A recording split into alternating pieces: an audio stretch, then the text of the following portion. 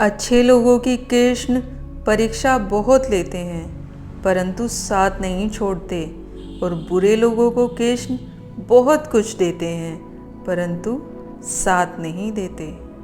जीवन में दो लोगों का होना अति आवश्यक है।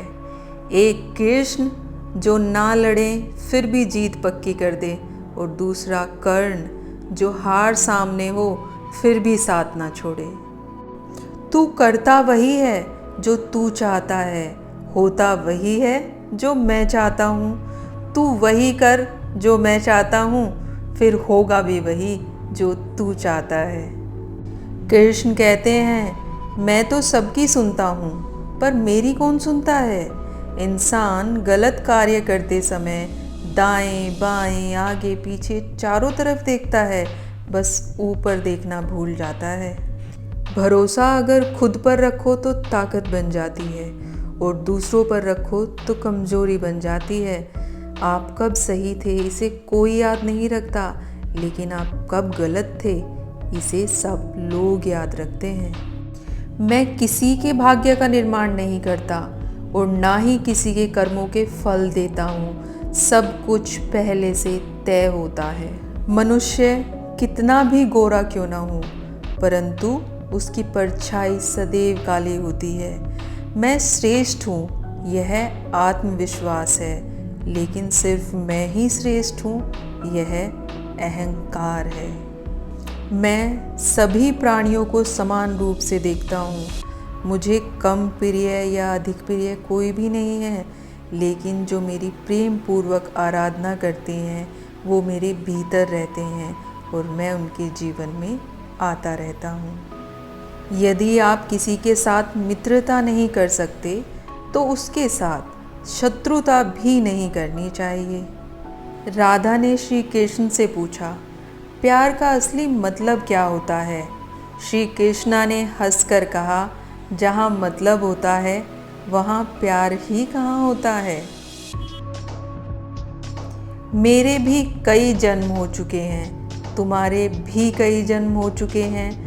ना तो यह मेरा आखिरी जन्म है और ना यह तुम्हारा आखिरी जन्म है। प्रेम एक ऐसा अनुभव है जो मनुष्य को कभी परास्त नहीं होने देता, और घृणा एक ऐसा अनुभव है जो मनुष्य को कभी जीतने नहीं देता। श्री कृष्ण कहते हैं, जिस व्यक्ति को आपकी कद्र नहीं, उसके साथ खड़े रहने से अच्छा है आप अकेले रहें। परिवर्तन इस संसार का नियम है। कल जो किसी और का था आज वो तुम्हारा है, एवं कल वो किसी और का होगा। प्यार और तकदीर कभी साथ नहीं चलते, क्योंकि जो तकदीर में होते हैं उनसे कभी प्यार नहीं होता, और जिनसे हमें प्यार होता है वो तकदीर में नहीं होते। हर कीमती चीज़ को उठाने के लिए झुकना ही पड़ता है।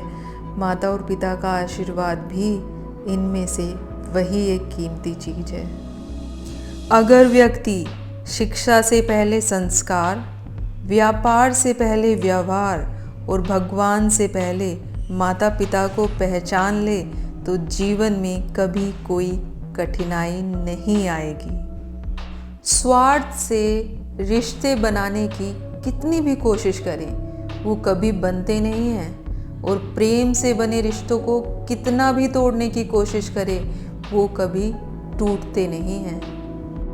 हर किसी के अंदर अपनी ताकत और अपनी कमजोरियां होती हैं। मछली जंगल में नहीं दौड़ सकती और शेर पानी में राजा नहीं बन सकता, इसलिए अहमियत सभी को देनी चाहिए। श्री कृष्ण कहते हैं, एक बार माफ़ करके अच्छे बन जाओ, पर दोबारा उसी इंसान पर भरोसा करके कभी बेवकूफ़ मत बनना। कभी भी स्वयं पर घमंड मत करना। पत्थर भी भारी होकर पानी में अपना वजूद खो देता है। हद से ज़्यादा सीधा साधा होना भी ठीक नहीं, क्योंकि जंगल में सबसे पहले सीधे पेड़ों को ही काटा जाता है। अच्छी किस्मत के लोग थोड़ा भी बुरा होने पर भगवान को कोसते हैं, और बुरी किस्मत के लोग थोड़ा भी अच्छा होने पर भगवान का स्मरण और उसका धन्यवाद करते हैं। बुरे कर्म करने नहीं पड़ते, हो जाते हैं, और अच्छे कर्म होते नहीं हैं, उनके लिए प्रयास करना पड़ता है। कृष्ण कहते हैं, अहंकार मत कर किसी को कुछ भी देकर। क्या पता तू दे रहा है या पिछले जन्म का कर्जा चुका रहा है।